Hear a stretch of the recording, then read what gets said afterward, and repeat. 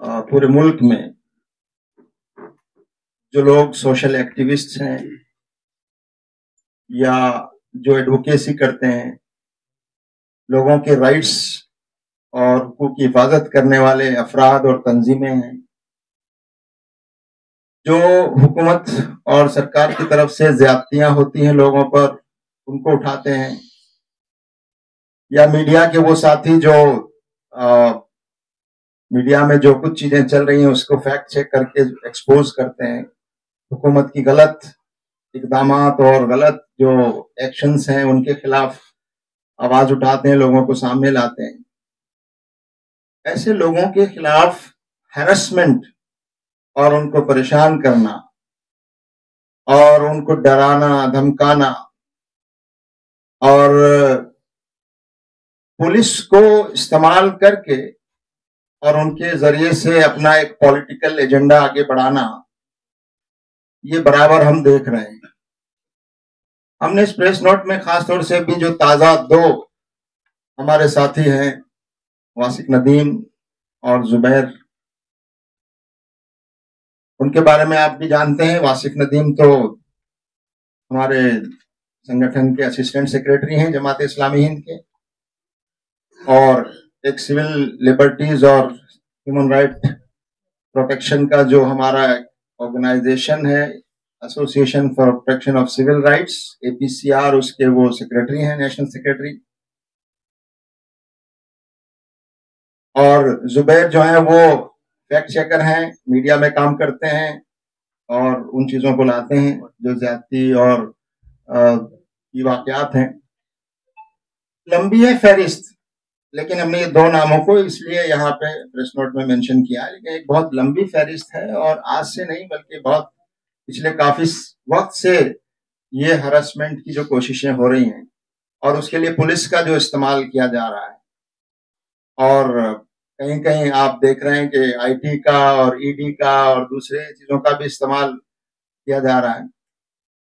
तो अभी ताजा जो वाकया हुआ है वो ये कि हमारे साथी वासिक नदीम साहब जो हैं उनके खिलाफ एक FIR दर्ज की गई, एक वीडियो उसको वायरल किया गया और उस वीडियो को ये बताया गया कि इससे आपस में फिरका वाराना मुनाफरत फैलती है, जबकि उस वीडियो को कोई भी देखेगा, एडवोकेट्स ने भी देखा है, उसमें कोई ऐसी बात नहीं। जो बातें कही गई हैं, यानी जो अपराध हैं और जिन लोगों ने क्राइम किए हैं या जिन लोगों के खिलाफ क्राइम करने के बारे में शिकायतें मौजूद हैं, मीडिया में भी आई हैं और FIR भी दर्ज है उनके खिलाफ, उनको बयान करना, यानी क्रिमिनल्स के खिलाफ कार्रवाई करने के बजाय, हेट मॉन्गर्स के खिलाफ कार्रवाई करने के बजाय, समाज में डिवीजन पैदा करने वाले लोगों के खिलाफ कार्रवाई करने के बजाय, जो लोग उन क्राइम्स को उजागर कर रहे हैं, लोगों को बता रहे हैं कि ऐसा हो रहा है, इसके खिलाफ कार्रवाई होनी चाहिए, उनको क्रिमिनलाइज किया जा रहा है, उनके खिलाफ क्रिमिनल केस दर्ज करने की कोशिश हो रही है। तो ये बहुत चिंता की बात है। किसी भी लोकतांत्रिक देश में, जमहूरी मुल्क में अगर ये आजादी इस तरह से छीनी जाएगी और इस तरह से सरकार और हुकूमत के खिलाफ, या जो लोग हुकूमत का साथ देते हैं, ऐसे लोगों के खिलाफ कुछ बात कहने से लोगों को ताकत के जरिए से, हुकूमत के जरिए से, पुलिस के जरिए से रोकने की, डराने की कोशिश की जाएगी, तो ये हमारे लोकतंत्र के लिए एक बहुत ही अलार्मिंग सिचुएशन है जो इस वक्त पैदा हो रही है। इस वक्त भी बहुत सारे लोग जेलों में हैं और आप देखेंगे तो बहुत से लोगों को जेलों में काफी मुश्किलों का सामना हुआ। कुछ लोगों की जेल में मौत भी हो गई,